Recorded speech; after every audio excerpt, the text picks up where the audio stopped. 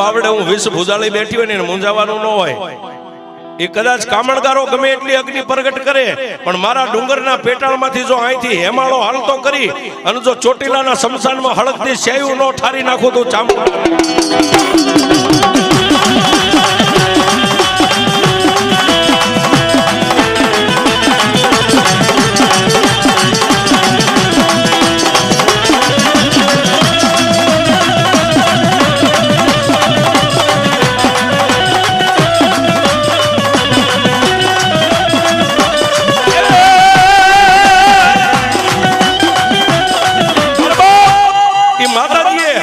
હિમાલયનું પાણી આવે એમ પાણીનો ધોધ ડુંગર નીચેથી નીકળ્યો.